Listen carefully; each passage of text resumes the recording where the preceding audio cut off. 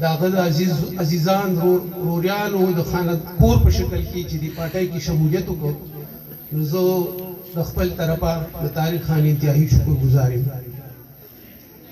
قدرمنده پیر صاحب د وخت مطابق د حالاتو مطابق نن چې کوم تاسو او ستاسو کورنۍ فیصله کړې ده نو دا یو ټیک فیصله تاسو کړې ده.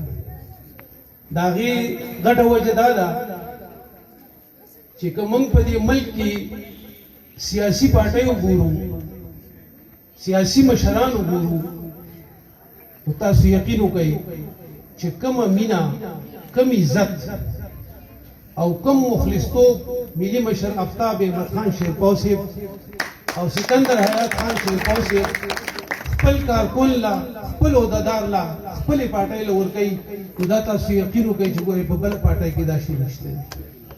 نن سبا دوران تاسو ګورئ چې سیاست کې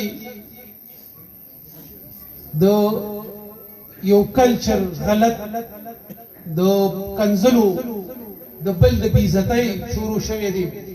موږ په دې فخر کوو څنګه چې زما نه مخکې یو ملګري وویلي چې موږ په دې فخر کوو چې قومي وطن پارټۍ داسې ملګري ساتلي دي او داسې مشرانو له تربیت ورکړې دي چې هغه خپل عزت هم کوي او د بل عزت هم کوي خو د چا عزت باندې هیڅ قسم خبره هیڅ کړه چاته نه ده کړې. لہذا پیر صاحب ته زه دا یقین ورکوم چې پیر صاحب تاسو رالی دا یقین ساتئ چې تاسو له به موږ ډېر زیات عزت درکوو تاسو سره به اوږه په اوږه باندې ولاړ یو او انشاءالله څه مسلې چې نو د قومي وطن پارټۍ هر کارکون به تاسو سره ولاړي او تاسو له به عزت درکوي. تاسو به په خپل عزت باندې اوس پوه شئ چې یاره ملي مشر او سکندر خان څومره عزتناک خل دي. زه خبرې مختصر کوم ځکه چې مشر به خبرې کوي.